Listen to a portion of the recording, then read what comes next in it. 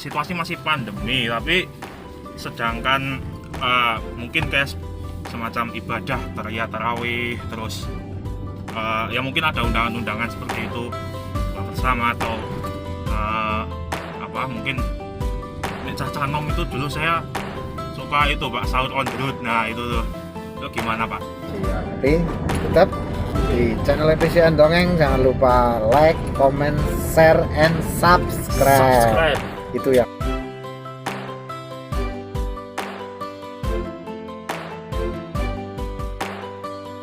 Assalamualaikum warahmatullahi wabarakatuh. Wah, mantap, luar biasa. Apa kabar? Semoga sehat selalu. Meskipun suasana masih tetap pandemi, tapi prokes tetap jalan. Ya, ini saya lagi bajak YouTube-nya IPCN Dongeng ya.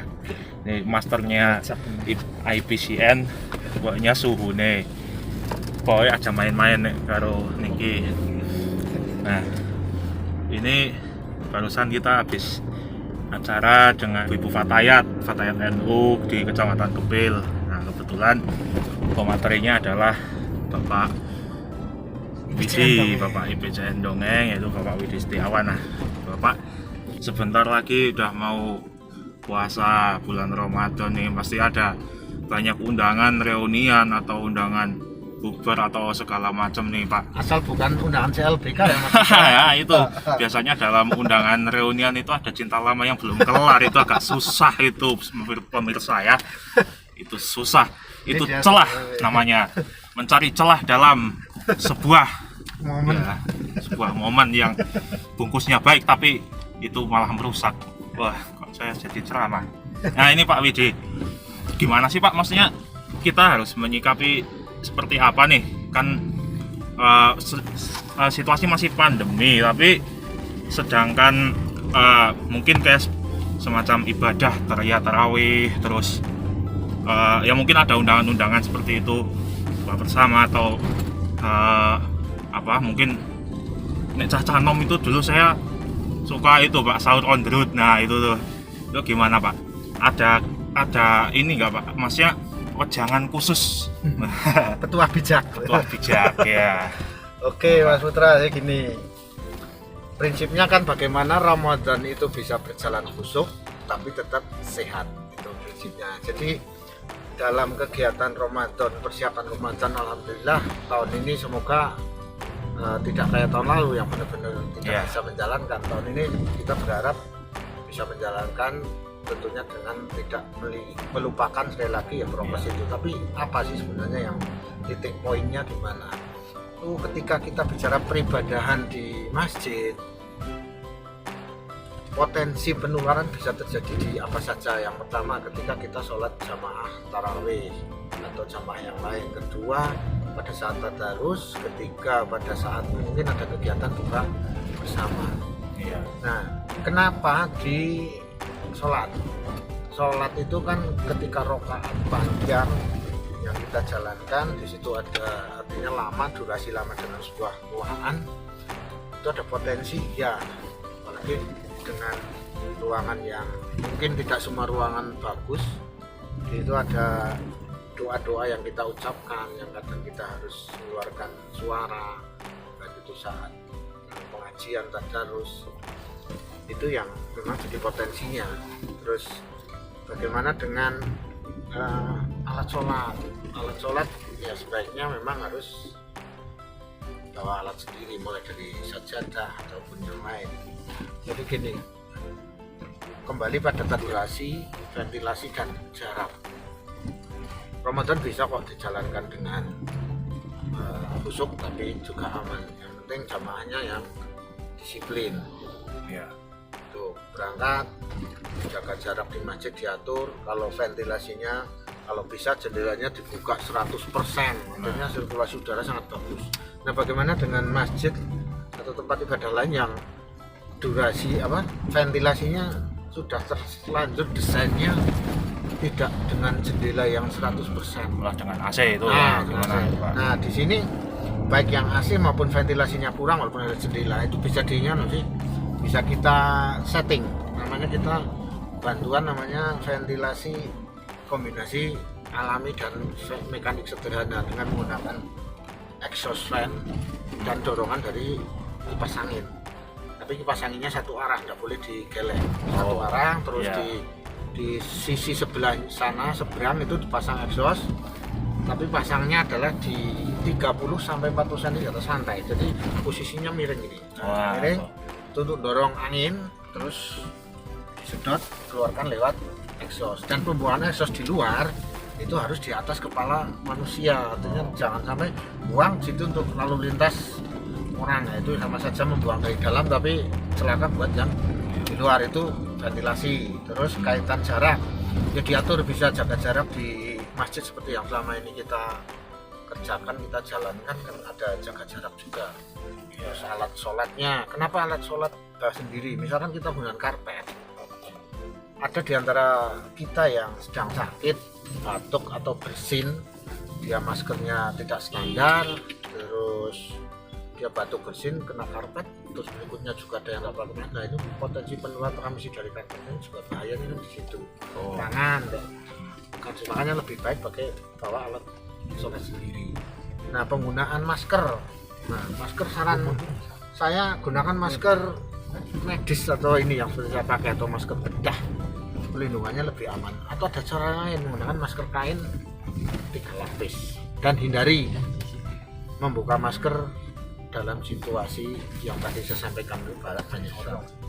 Ya masalahnya ketika itu ada acara buka bersama di masjid, itu sebaiknya ya mungkin sebaiknya dihindari dulu. Sekarang kita konsentrasi di ibadah intinya saja dulu. Jangan untuk acara yang ada makan-makan lebih baik dihindari, karena sudah pada buka masker itu potensinya sangat repot. Ini benteng kita hanya di masker ini aja, Mas Budi.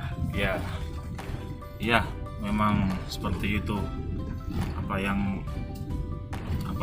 Harus itu tidak sekedar protokol sebenarnya ya, tapi memang harus diterapkan. Nah, seperti tadi itu kipas angin juga, yang saya juga kurang begitu paham. Ternyata kalau kipas anginnya digeleng-geleng gitu malahan berpotensi itu menyebarkan, itu nyebar, atau yang putaran di atas itu nyebar. Jadi harus satu arah pembuangan, tak ke jendela atau exhaust tadi. Oh iya, berarti yang geleng-geleng biar kita saja jamaah ya. Sama ini satu lagi, kalau misalkan reuni atau buka bersama atau apalah namanya itu, buka bersama boleh, tapi jangan buka masker. Ayo gimana? Tapi jangan buka masker. Sebenarnya gini, saya juga agak bingung karena acara buka bersama ini malahan banyak kan yang ikut buka bersama, orang-orangnya siangnya malah nggak puasa. Ini kacau itu. Nah, buka itu kan hanya untuk yang berpuasa, yang tidak berpuasa nggak usah ikut buka bersama, di rumah aja kalian. Ya nggak bercanda. Jadi itu prinsipnya gini, kalau di rumah sakit kan kita bisa ngatur beberapa ruangan, bisa kita atur. Di sana ada HEPA filter yang bisa kita atur, atau ada desinfeksi udara yang bisa kita punya. Tapi kalau di luar ya kita mau tidak mau cara mengencerkan udara dalam ruangan ya dengan sirkulasi yang bagus. Jadi di masjid itu bisa kita atur lah, insya Allah bisa. Bisa, asal ada kemauan, ada niat untuk benar-benar menjalankan protokol untuk keselamatan semua. Karena apa? Walaupun mungkin ada orang berpikir kan sudah vaksinasi. Ingat, vaksinasi itu kan bukan mencegah virus masuk. Virus masuk itu namanya di rantai penularan infeksi adalah port entry atau pintu masuk ke tubuh seseorang. Itu bisa ditutup menggunakan tadi jaga jarak, pakai masker. Tapi vaksin itu adalah di rantai penularan infeksi, masuk di kategori di menambahkan imunitasnya, di penjamu yang rentan, biar orang yang kita masyarakat tuh ibaratnya orang berperang itu tambah pasukan untuk melawan musuh. Apakah vaksinasi akan menjamin tidak terendam? Ibarat kata itu kita sedang kehujanan, di tengah hujan lebat ada yang ngasih payung. Nah, payung itu ibaratnya vaksinnya. Udah kita pakai aja payungnya, kita ambil. Tapi apakah kita jamin kaki kita tidak basah? Bisa saja masih basah. Nah, jadi yang terpokok makanya di kampanye itu kan walaupun sudah vaksin tetap harus jalankan prokes, karena prokes itulah yang menghambat virus masuk ke tubuh kita, bukan vaksinnya. Jadi beda masalah. Jadi yang sekarang disalahartikan, sudah vaksin sudah bebas, bisa kemana-mana. Iya, Tanpa iya. prokes itu salah, tidak Iya. boleh ditiru itu Mas. Iya. Wah, begitu ya. Jadi saya juga sudah vaksin, alhamdulillah. Tetap prokes meskipun sudah vaksin, tetap ya waspada. Ini sebenarnya bukan bentuk apa keparnoan ya. Makanya anak-anak muda jangan suka lihat akun-akun hoax yang katanya COVID itu palsu lah, apa COVID itu apa namanya konspirasi dan ya nggak tahu lah, pokoknya propaganda atau gimana lah. Karena ya virus itu ya memang ada sebenarnya, cuma kita saja yang masih beruntung belum merasakan gitu aja. Tidak mau Pak, bukan Jangan. belum, tapi saya tidak Ya, mau. mungkin itu ya, ini mohon maaf karena jalannya cukup Betul, Pak. istimewa, jadi videonya goyang dan cuacanya juga sudah mulai mendung ya. Monggo Pak Widi ditutup sajalah, saya bingung sudah mau ngapain ini.